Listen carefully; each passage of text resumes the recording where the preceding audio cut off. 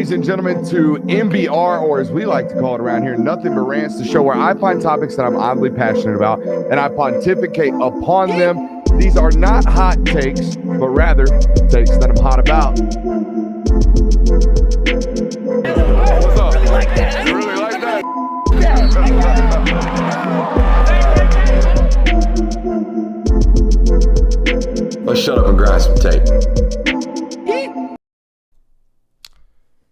What is up, ladies and gentlemen? Welcome in on our final show of the week. Last show, best show. $11 million. $11 million per year for 5 years. $55 million. That's exactly what you get at Michigan for being suspended for 50% of the season.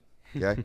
That is the contract extension that has reportedly been extended and put in front of Jim Harbaugh at the University of Michigan. But wait, I feel like, who's that movie? But wait, there's more. That's Billy Mays. Yeah, I feel like Billy Mays. But wait, there's more. There is a contract in this clause, a contract that says Jim Harbaugh must sign this contract, okay, and forego any NFL opportunities for the next calendar year. All right, so in other words, here's a contract, and if you sign it, you have to sign this other clause that says you will not, okay, do what you've been doing, which is whore us out for another NFL opportunity. Okay, so you're not going to do that if you sign this extension. That was our news today. So shout out to Michigan for finally withholding sex, okay? And here's what I mean by this.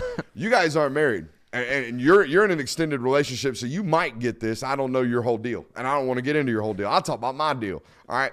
My wife knows that if she wants something, she's got the ultimate playing card. She's got it, all right? Because she can go without it, and I can't, all right? And that's what happened today. Michigan withheld sex from Harbaugh because sex for Harbaugh is the NFL. The man wants to go so bad. He wants to get out of here from the NCAA, all right? But he's only got two options, right? Now he has two options. Stay at Michigan, sign the extension, or get the hell on. All right, we're going to withhold that sex from you. That's what Michigan said today to Jim Harbaugh. I'm surprised it's only 1 year. I am too. One calendar I thought year? it might be the length of the chat. Yeah, I mean, that's like 1 year's not that long of time. So I guess props to them for making a deal like that to where it's like, hey, you can't do that. But again, how are you going to enforce that? So what happens if Jim Harbaugh agrees to this contract and then NCAA comes in and is like, oh, here's our punishment, by the way. We're finally going to give it to you now that you've binded yourself to this contract.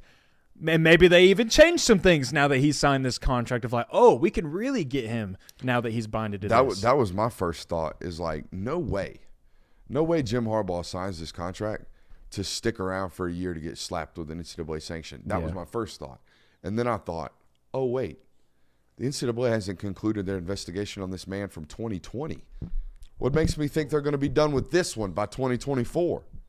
Like he's not going to see these sanctions. I mean, do you think he's not going to see these issues? Yeah, I mean, I feel like the NCAA is petty enough to kind of this would put more of a pep in their step with everything that's going on. Because I mean, I thought they had one in them this year. Yeah, I mean, you're right. It is. I don't think this is something that's resolved by the end of 2024. So it could be a while before we even see this Connor Stalions thing handed down to them. And I think, too, what Jim Harbaugh might want to do is not only wait out on this contract for that reason, but also, like, we don't know what jobs are going to be open in the NFL just yet. The NFL season is still going. We're starting to garnering some interest, and we're knowing kind of who maybe is on the hot seat, who maybe is on the chopping block. I think it was Adam Schefter or someone in the NFL who's hooked into that network said that they're expecting nearly half of the league is going to have head coaching vacancies this offseason. So a lot of names being thrown around.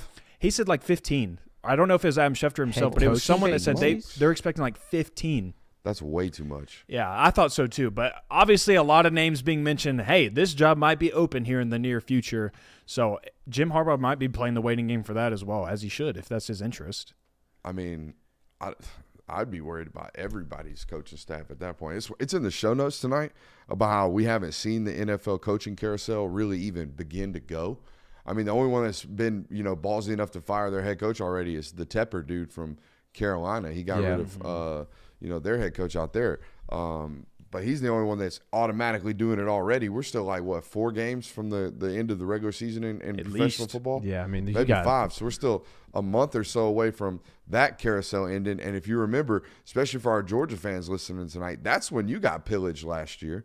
You know, your offensive coordinator got picked from the NFL, and your defensive coordinator almost got picked from the NFL. So if you're looking around the landscape of college football, you're not just safe right now if you've saved and held on to your football coach. In fact, it's only just begun. Yeah, I mean, I don't think you're. I think in the state of college football now, you're not safe until your season starts next year, basically. Because I mean, the NFL is 4 months behind you in everything they do. They're going to have a coaching carousel in 4 months from now when the Super Bowl's over. So yeah, it's definitely going to be a grinder of an off season, not only from a transfer portal recruiting standpoint, but a coaching carousel as well. Mm-hmm.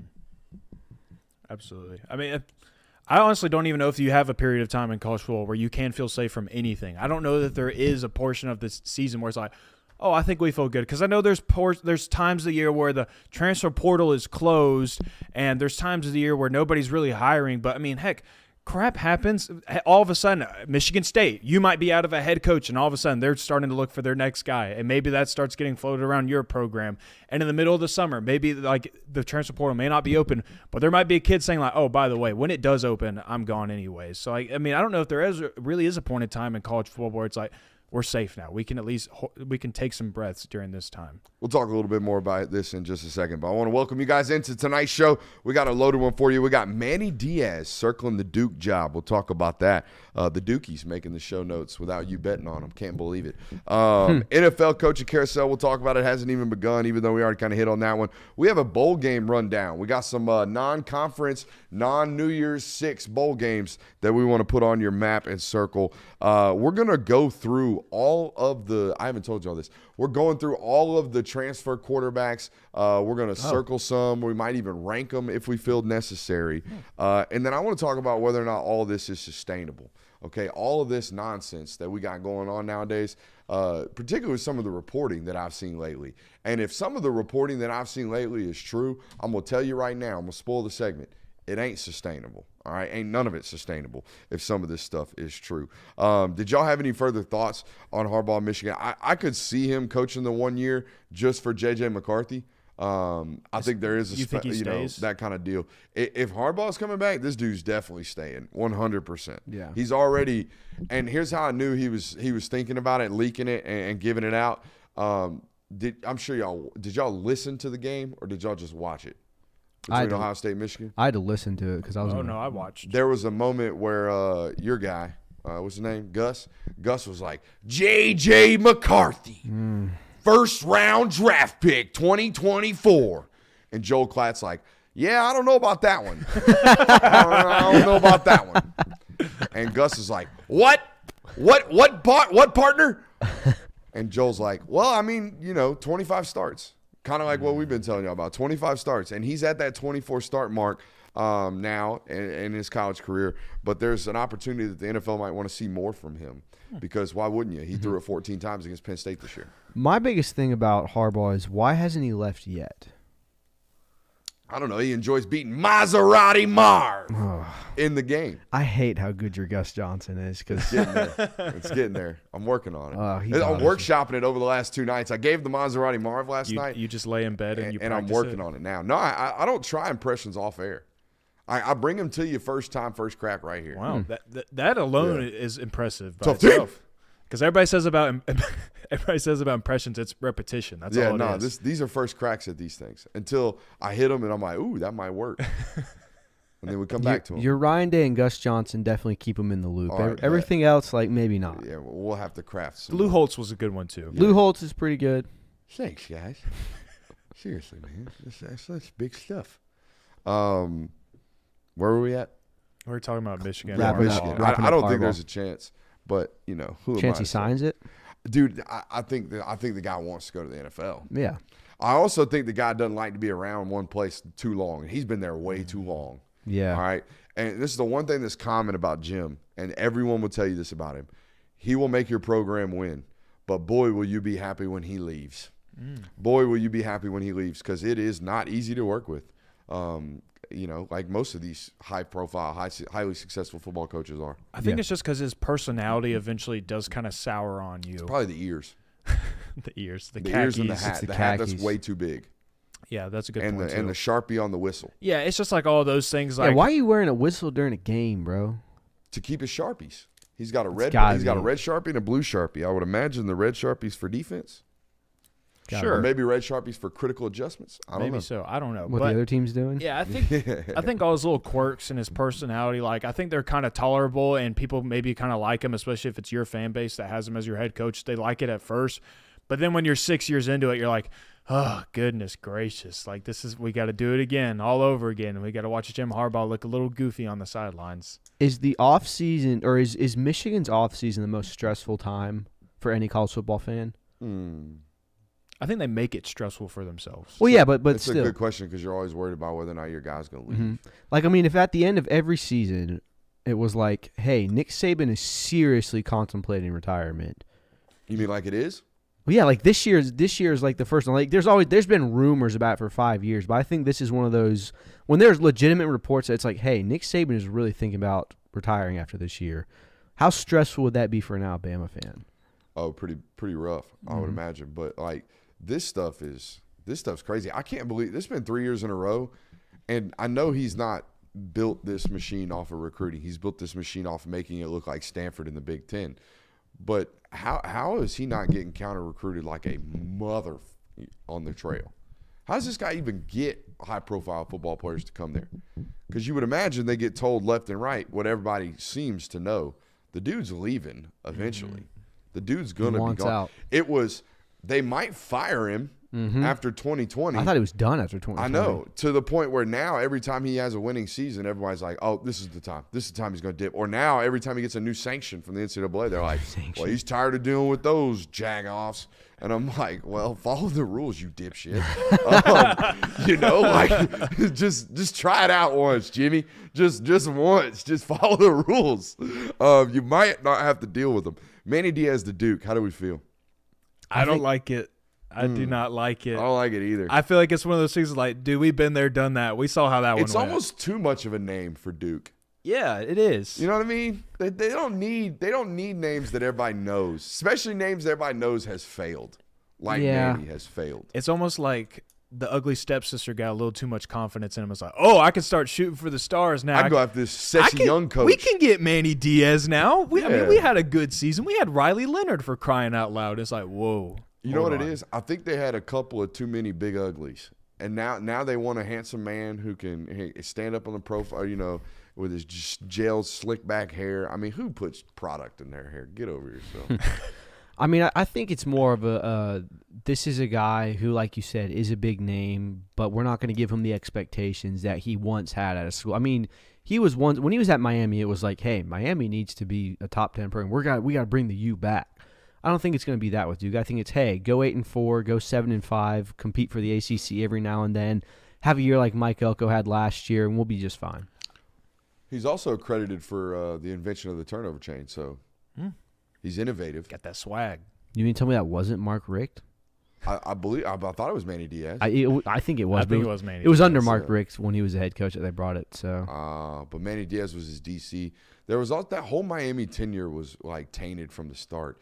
Remember, because he was DC, and then he goes up to Temple, becomes the head coach, I believe, and then comes back to Miami to be the head coach after Richt is fired, like real quick. I think Rick retired. Retired, fired. I think it's a little bit of both. I listen to Levitard a lot. They're Miami based. They're like what we're trying to do in the Miami space. They have a local hour, national hour. I was listening to them a lot at the time, and it sounded like Mark refused to fire his son, and it was either fire your son or retire, and he didn't want to fire his son, so he retired. There you go. So there you go. But the Manny Diaz run in Miami was weird. I'm surprised he's getting a shot at it this early at this big of a school. Like Butch Jones had to go get beat by 80 at Arkansas State before people realized he didn't deserve another crack. Manny Diaz is going to have to flame out at Duke for us to realize that. I guess so. So I'm not saying he's automatically going to fail. 'Cause No, I don't really know what makes guys successful at Duke. 7-5, go 7-5. People think you're the world. They'll offer you $100 million at Texas A&M. So this might. Don't go. this is just off the top of my head, but this might be a hypothesis I have. If you're a big coach, if you're a coach at a big name school and you get fired, it seems like it benefits you more to go to another big school and be a coordinator than it does to go to a smaller school and be a head coach and try to work your way back up. You're right. Because, I mean, like Lane Kiffin, Manny Diaz, guys like that where it's like, yeah, you got fired, but you went back to coordinating on big teams to where 3 years from now when that team's having success, your name is once again in the coaching portal. And you have the Butch Joneses, the McElwains who are at Central Michigan trying to tough it out, trying to get another crack at it. I mean, I would agree solely with you guys, but McElwain, I'm pretty sure, spent time as a coordinator under Harbaugh and then was the head coach at CMU. Yeah. No different than the way Lane Kiffin was a coordinator under Lane Kiffin or under Nick Saban and then was the head coach at FAU. Yeah, like I said, these things happen. It's just off the top of my head, but I feel like guys who go back to coordinating before just going get a quicker crack at the big job. I think you're 100% right in this sense. Do a better job being a good coordinator. You'll get another head coaching job. Don't try to go turn a notoriously loser into a notorious winner because that's really hard to do. Yeah. But it's not that hard to be a good defense at Penn State when they recruit like they do out of the DMV. For sure. Yeah. Dead ass, dude. Yeah. Go look at their roster. It's all Maryland. Yeah. They recruit the piss out of Maryland. So it is. It's DMV. I think last time I checked, because Georgia recruited Dennis Sutton really, really hard. A kid out of St. Francis. And if you go look at Penn State's roster, count up how many kids from St. Francis they got. Because I bet it's like 6. I bet it's like 6 right now. So that just tells you, like, they really condense their recruiting processes up there, as they should. Most of them circle around the defensive side of the football, which is what this guy does. I think this is classic Duke. You know, I think it's a little flashier than Duke normally does it, but Duke normally wants a stable guy that is has a toughness about him, a seriousness about him, a defensive edge to him. 2 defensive coordinators in a row, Elko and now Manny Diaz. Yeah, I think the goal of teams like Duke and Mississippi State and others is be the team that the other team doesn't want to have to play. Where it's like, oh, shit, we pulled Duke on our schedule this year in between having to go to Clemson and Florida State. That's a terrible draw for us. Duke's a get-you team. I think that's kind of what your goal should aspire to be as one of these teams. Yeah, just be a problem. I think Jeff Lebby's going to succeed at that at Mississippi State. Oh, yeah. What do you got? They only have 2 right now. Only 2 right now. But this next recruiting class might have more, I would assume. Okay, so there you go. So only 2, but 2 from one school. Yeah. Not bad. It's like Georgia and walk-on West Forsyth players. They got 5 of them. Shout out my boy. Hey, shout out West Forsyth. This NFL coaching carousel. Obviously, the NFL could take Jim Harbaugh. Belichick could be out of New England. I mean, you talked about earlier, 15 jobs available. I don't know how many college coaches get up for those jobs. How many college coaches are getting phone calls for this? I feel like the NFL. Harbaugh, Kirby Smart. Yeah. Do they even call Kirby Smart anymore? Yeah, they call him. You have to. They call him because they know he's got an ego. Or they at least, not an ego. Ego's the wrong term. They know he knows. They know he knows he's good at what he does, and it would be a challenge. They know he's obsessed with challenges as well. And I feel like they know with every single passing season, they know that inclination to maybe go to the NFL kind of grows maybe just a little bit more. That itch might get bigger with every new player coming in and demanding an NIL deal. Yeah. That's a great point. Apparently worth $4.5 million. Anything else? If Belichick leaves New England, he's gone, right? Like he's not going to be a coach. He's retiring, walking off in the sunset. There's rumors he might hop over to LA and coach Herbert. But he doesn't. There's no way he dips his toes into college, right? No. He doesn't Too micromanaged. Here we go. Well, we think you're a really good player, Josh. And, we'd love to have you on campus and bring your mom and dad up. It'd be a good time. Dude, Belichick's good too. Not bad. So that would be the recruitment pitch from Belichick. We think Chip Kelly maybe? Yeah, I know he's going through it at UCLA, and that didn't really work. No, it did not. Even though it did, but the NFL guys didn't like it. Yeah. That guy won 10 games in Philly, 2 years after Andrew Reid was removed. So, He did something Right. up in Philly, right? But nah, I just don't think the NFL guys took liking to it. The whole NFC South right now is on a hot seat. Yeah. It I mean, feels I think you're going to see. So there's what? Just say hypothetically 15 vacancies go open. Half of them are probably going to hire within. So Half of them are going to hire within what? half of them probably hire within. So that leaves like 6 or 7 coaching spots that they're going to call college guys at. So. And We'll they see. might not. They might start recycling head football coaches elsewhere in Yeah, the NFL I mean, ranks. you They might tend have to your do Ron that. Rivera's and things like that. So I don't know. I think you're probably going to see 5 head coaching departures maybe this year at And most. I couldn't even find them. No. I couldn't find the NFL worthy college football coaches right now. Yeah, I mean, it's going to be guys Outside you're the not ones we expecting. named. Yeah. Maybe. What if Ryan Day just got tired of dealing with it all? All the weight. The way you said that was like, made it seem like Ryan Chill Day out. was going through some real shit. Don't do that. That's why I was like, whoa. Yeah. No, I'm saying like, what if he was just like, I'm tired of dealing with all the pressure that comes from trying to beat Michigan. I'll just go be the Chargers head coach. Yeah, or I mean, whatever. I think that that's in the cards of every college football coach, just because of all the Yeah. shit you have to deal with as a college football coach. I mean, you have to follow all the rules. Then you have to deal with recruiting, NIL, all this stuff. I mean, Kirby Smart's notorious for talking about how being a college football coach is one of the hardest jobs out there, just because you're working 24/7. Whereas in the NFL, there is somewhat of an off season where it's okay. We're going to deal with free agency, but other than that, there's no recruiting that's going on in the middle of the season. Oh my God, your life as an NFL coach is way better than it is as a college football coach. I'm surprised. Oh, how do we forget this one? Lincoln Riley. What about him? I mean, I guess you could take a stab at it. I don't know how you hire a guy that just went 7-5 in college, but then again, hey, you know, the pretty boy out of Texas Tech got hired, Kingsbury, and I mean that flamed out within 2 years though. So I think that one kind of ruined it for. I mean, ironically, they're best friends, and he's on his staff now. Pretty sure Kingsbury's on that USC staff. Is he? I'm pretty sure. We going to the board? Yeah, we're going to the board. We got bowl game matchups to talk about. Let's hear it. So these are the notable non-New Year's Six bowl Can matchups you that we have. make sure I'm actually hot today? I don't know what happened yesterday when we were doing stuff at the board. You got lines coming over there on our audio? Yes. Mic check 1 2 1 2. Hell Yeah. yeah. Hell yeah. Hell yeah. Chad will let you know. Don't worry. All right, so here we go. Shouts out to PFF for making this fine-ass graphic for us so we didn't have to. All right, anything pop off the screen immediately right here for you, gentlemen, because I got a couple that I'm already knowing fitting to be a slobber knocker. My initial reaction would be USC Louisville will be fun, but then you go, oh, wait, Caleb Williams is not going to play in that game. So And these guys are horrendous offensively, but we do get to see the debut of Malachi Singleton. Yep. Which, guys, I think y'all are going to find out really quickly that guy's a stud. Oh, yeah. I mean, Lincoln Riley knows what he's doing with quarterbacks. You can't discount that. I'm gonna discount that. I'm gonna call into question if he starts Miller Moss. I'm gonna flip my wig if I have to watch Miller Moss? Miller Wig. Moss. Mother is a professor at Stanford. I'm telling you right now, we're gonna have a database very, very soon of players that I've covered, and we're just gonna be like, you know, ding, ding, ding, ding, ding. I know all these weird facts about all these weird football players. All right, Good slobber matchup. knocker, Utah Northwestern. Not the slobber knocker I was gonna. That circle. sounds disgusting. I'm Yeah, sorry. That sounds like a team total of 31 points. Yeah, that sounds like like let's just go to Vegas and hey, there's kind of a football game going on. There's that might kind be of a fun. football game going That might on. be fun.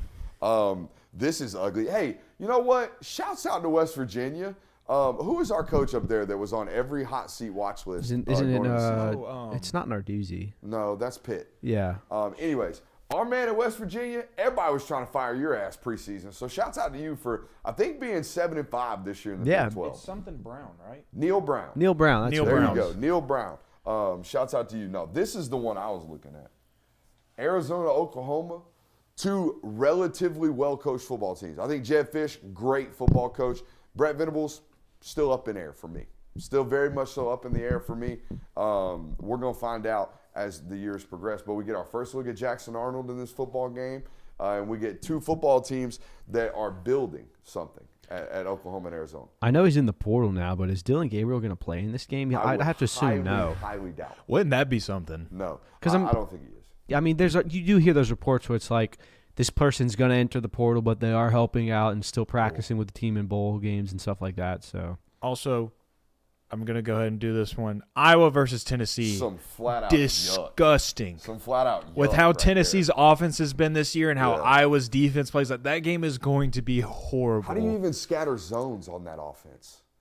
You know what I mean? question. Tennessee's stacking guys outside the numbers. How do you even play zone against them like Iowa wants to all the time? Talk about a differences in styles, man. Yeah, no kidding. Those two could not be any more different. I mean, I think that's what's going to make the matchup interesting. I do think it's probably not going to be a very exciting game, but it's going to be like from a football standpoint, it's like, all right, how are they going to go? How does each team go about attacking this? Still, absolutely no intel on Joe Milton. We know I hadn't anything even about heard the anything. Decision, nothing.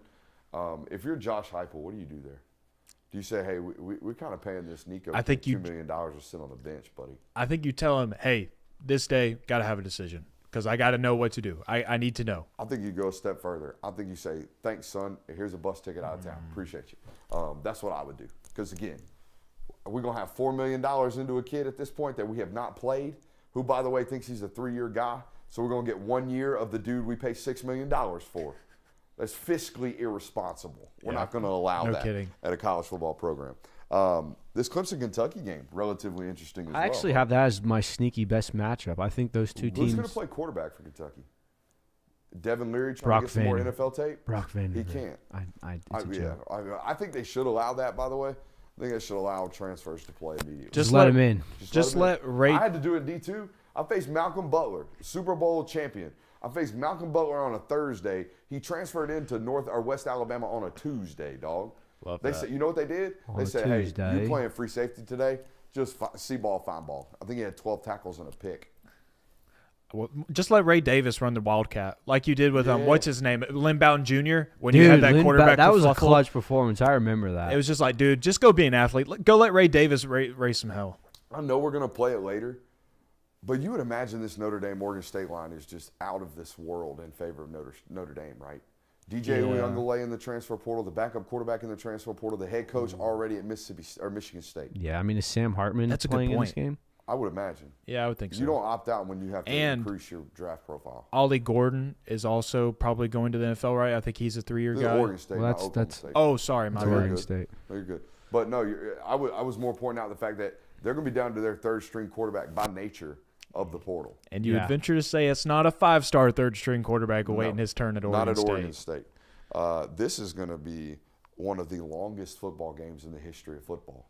If Why is that? Wisconsin's still dedicated to the air raid. I haven't watched a lot of Wisconsin Badger football this year. I would imagine they started squatting on it to save Luke Fickell's job real early in year one because it was getting ugly there at a moment that time. Tanner Mordecai goes out with an injury, so they stopped chunking it. But they wanted to be an air raid football team, and you know LSU's going to throw that pill. Is Jaden Daniels going to play in this football I don't know. That's what I was going to ask. I think if he wins a Heisman, no. I think wait till Saturday and see because I mean if you're the Heisman quarterback, that's about as good of a thing you can add to your resume as you can. I don't know, but I could also say like go play against Wisconsin and just tear it up one more time. I mean, just go raise some hell. I'm Favorite opting out bowl if I name? win the Heisman. Favorite bowl name? Favorite bowl name or favorite? I got one that's not on the list. I got one.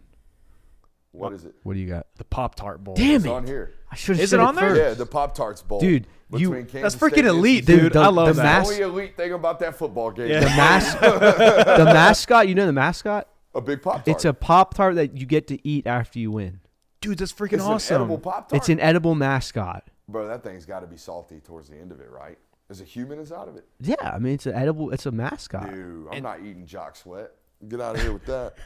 You know, Hey, You gotta get the top. You get the top corner. You're It fine. beats having mayo dumped on you. It does beat having mayo dumped on you. He seemed really excited to have that mayo dumped did. on him last year. We should have known. We should have been tipped off of Shane Beamer's feet for freeness. That was 2 years with, ago. with the mayo bowl. No, this just was getting last year. Soaked in Shane mayo. Beamer did not. No, he lost to Notre Dame last year in his bowl game. Mayo Bowl was 2 years ago. You want a Pop-Tart tip? Yes. Basic Pop-Tart, the OG, strawberry. Okay. Take a little knob, little slice of butter.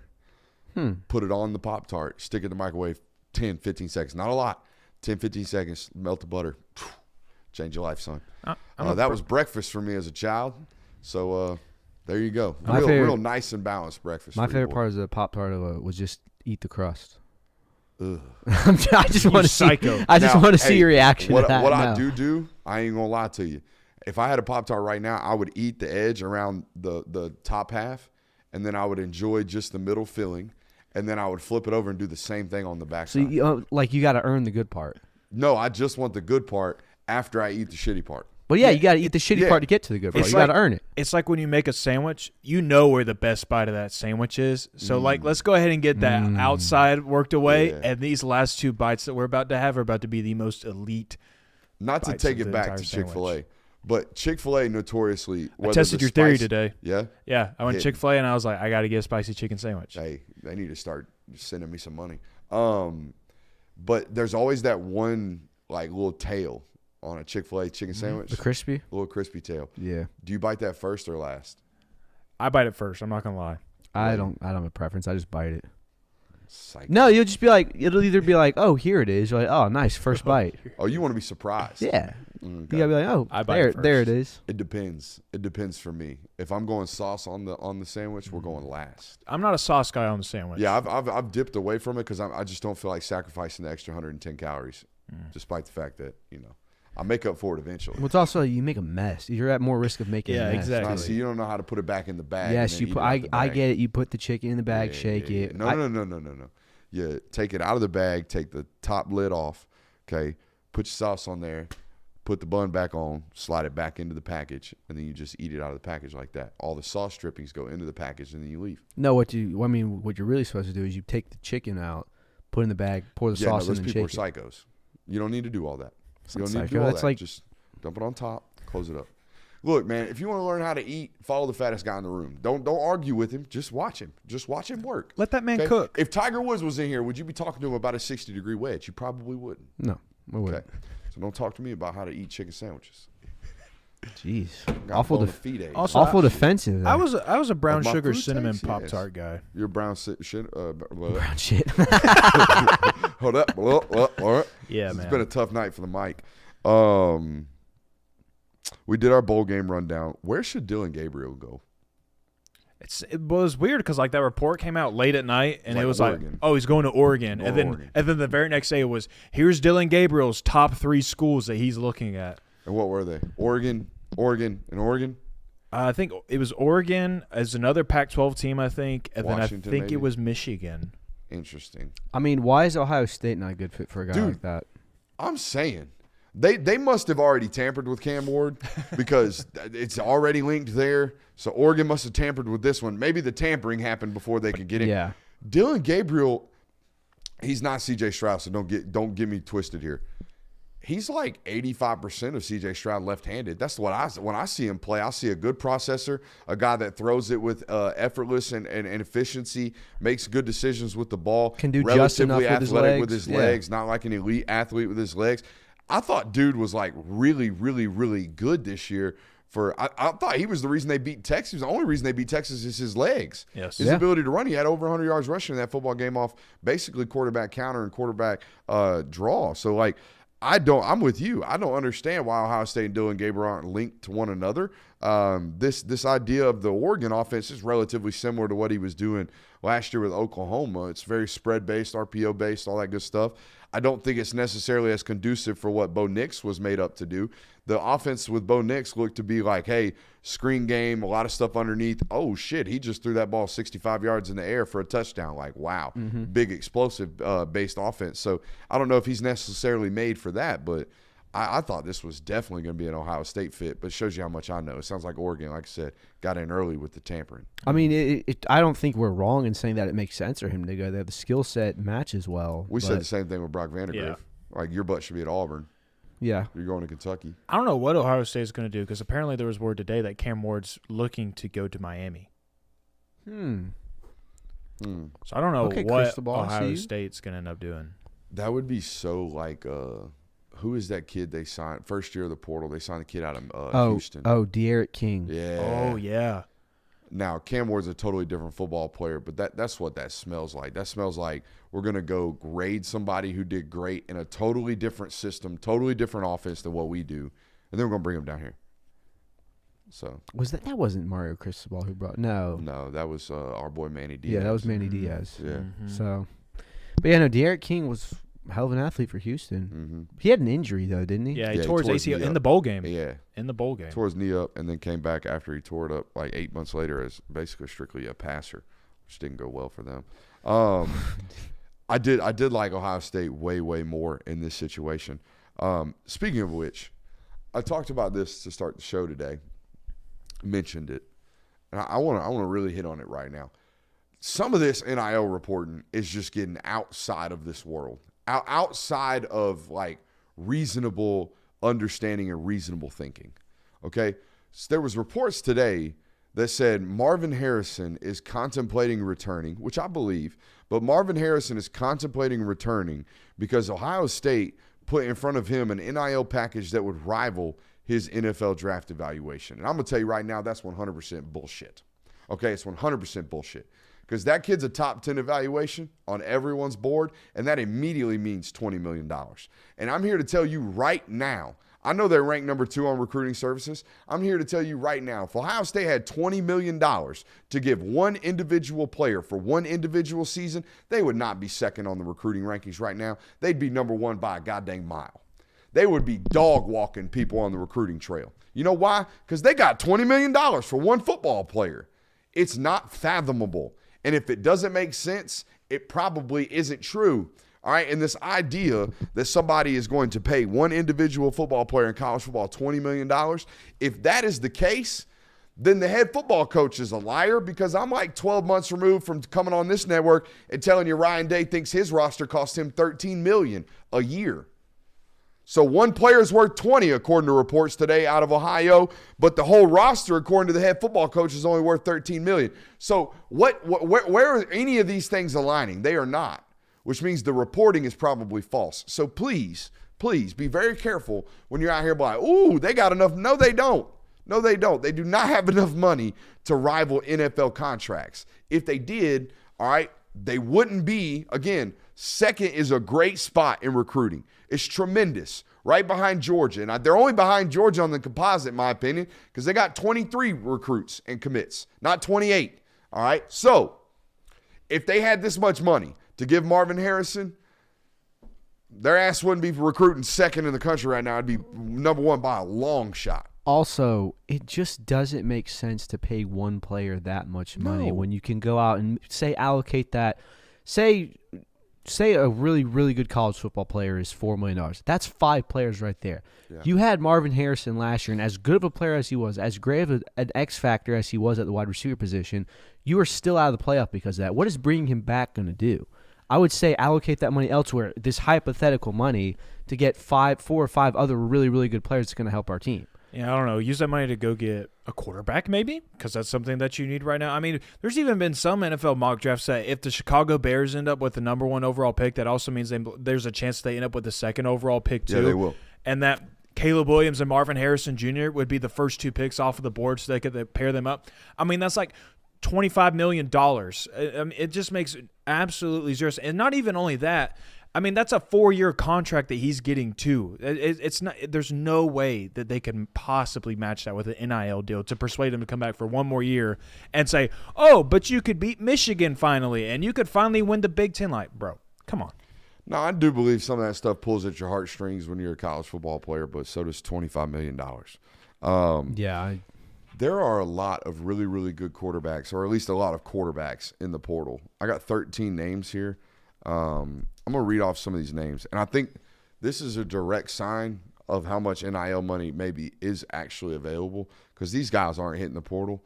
If some of these guys, I should say, are not hitting the portal if there's not money to be made. Mm-hmm. All right, there's a lot of names in here that had no business hitting it, like you will, Howard. Dante Moore, Cam Ward, Will Howard, DJU, Riley Leonard, Brock Vandegrift, Dylan Gabriel, Kyle McCord, Dejon Finn, the kid from Toledo, Will Rogers, Tyler Van Dyke, Grayson McCall, and Aiden Childs. That Aiden Childs is the kid from Oregon State that I was telling you about that was a true freshman this year that contended with playing time with DJU up there at Oregon State. He's going to come off this list because he's following his head coach to Michigan State. That's already been well reported. So out of those 12 names I did mention, though, there are only 3 football players on this list that we talked about tonight that have multiple years of eligibility. Do you know who they are?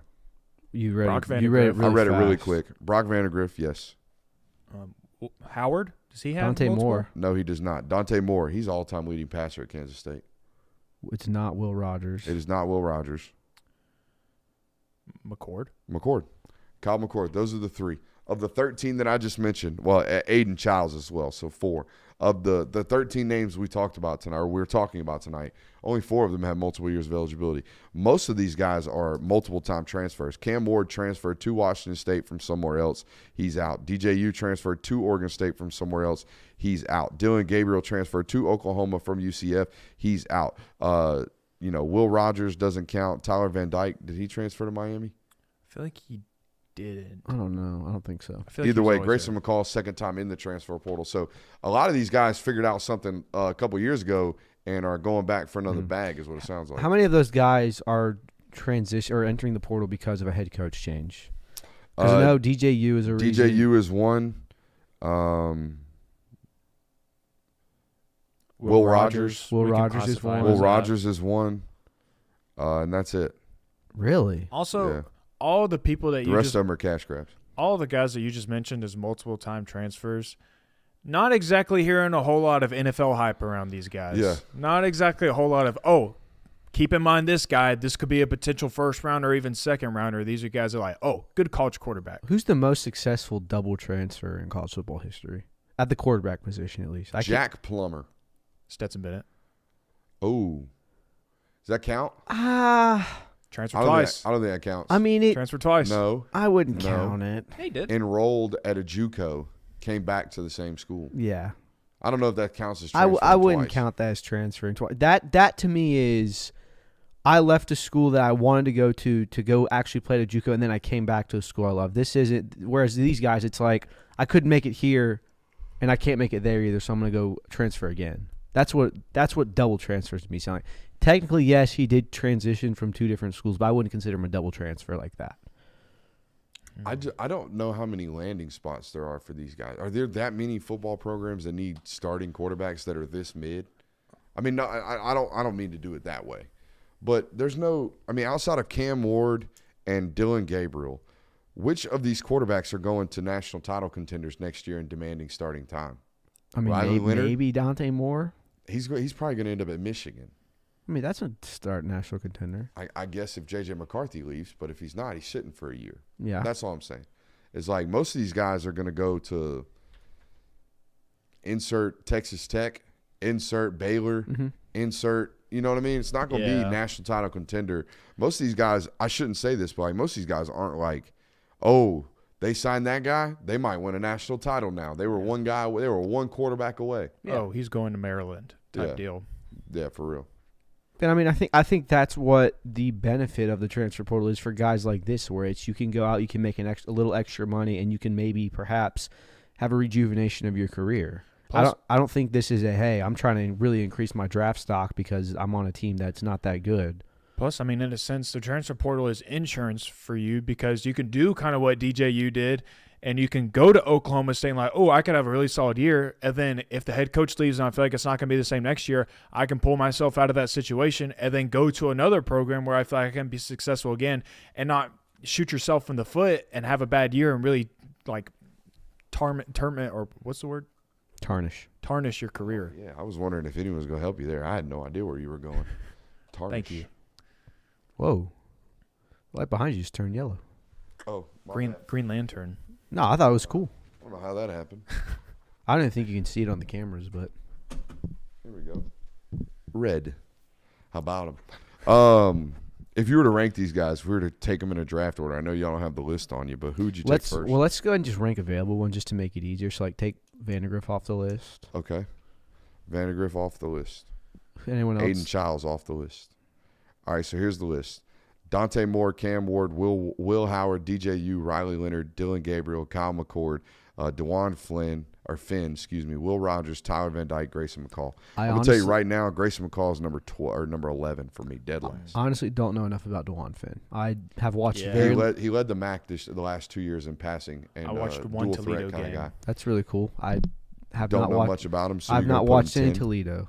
Okay, you're going to put him No 10. offense to DeJuan Finn. I just haven't watched the tape. I'm of the belief Dante Moore is the best option. That's what I was going to say. I would say Dante Moore 1, Cam Ward 2. I would go Dylan Gabriel 2, Yeah, Cam Ward I forgot 3. about Gabriel. I don't have the list in front of me. All right, and then I would probably say Riley Leonard 4.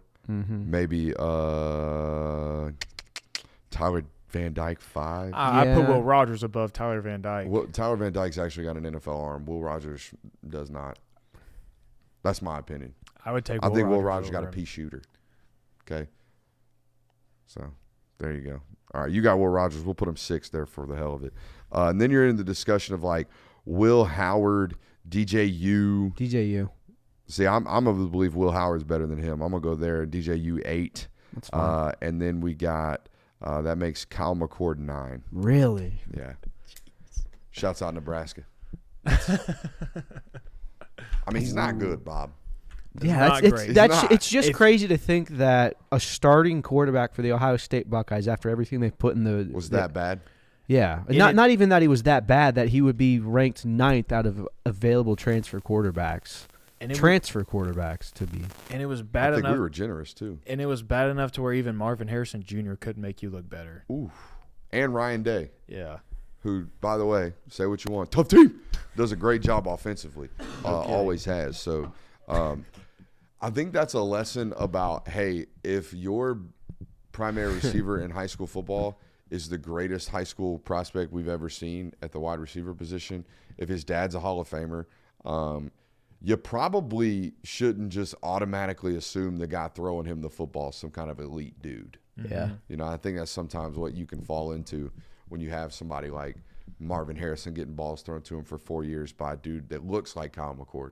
If you saw Kyle McCord in person, you'd be like, oh my God, look at he got cleft chin, 6'4", 230 pounds. I mean, he looked like looked like they rolled him off the assembly line for big brawn quarterback. So he just Honda Accord, you know. Honda McCord. Yeah, whatever. Honda Accord. And I don't even think he gets good gas mileage. I think he's highly 8 inefficient. rundown. Transmission about to I blow. think he's highly inefficient. Do you have anything else? Not to my knowledge. Oh, I do want to point this out. I think this is an underrated bowl game. Ooh. Oh yeah, we didn't talk about underrated bowl game. UCF versus Georgia What the Tech. hell, dude? You took mine. Bro, that's a good ball game. Yeah. Damn it. Some good That's color gonna be a schemes going fun on one. that one too. I think that could be a fun bowl Does game. Gus Malzahn get any movement names this year? From like a Power 5 coaching perspective. Yeah, I mean he's at one right now. yeah, Yeah. you're in a I- Big 12 school right I now. personally think UCF's perfect for him. I do but I too. agree. I think it's perfect for him. And he's probably getting paid relatively well. Did He's you probably hear still the- getting paid by Auburn. Hey, it's blue now. Did you what in the hell's going on back there? Did you see the quotes coming out from Fran Brown Yeah. about, he's from Camden, New Jersey? He said, I'm not going he said, nowhere. I'm not going nowhere. Y'all got guys that come out here all the time and tell you all these different things. Now I didn't even turn it on. Telling you all these different things about, I'm here until the end of it. He said, I grew up on welfare. Y'all see how much this man's paying me? I ain't going nowhere. What's the ceiling for a Fran Brown Syracuse team? I mean, he was out. I know he's doing the thing. I know he's a head coach. He was out here talking about we've had ACC teams win national titles. I don't see why we can't. And if you watch the way he's recruited just in the last 24 hours, he's recruiting like he thinks Syracuse is worthy. You know what I mean? He ain't out here trying to find diamonds in the rough. He's out here trying to get dudes. I mean, you to look go at to Syracuse. You look at the state of the ACC right now. Like, we don't know what's going on with Clemson. It looks like they're on a downward slope. Mac Brown's probably 2 or 3 seasons away from retirement if he doesn't retire this season. So, I mean, there's definitely a lot of hypotheses that it's Florida State and the ACC. The rest of it's for the taking. So, it's very hypothetical. You can build a very, very solid program in there. Apparently, Mac's not retiring. Apparently, he signed another contract extension. Nice. So Good for them. we'll get to watch Keep them on kicking have it. 80 scored on them every week for the rest of eternity, sounds like. Old Gene. All right, that's our show for tonight. Make sure you hit that thumbs up button on your way out. We love you. We'll talk to you tomorrow.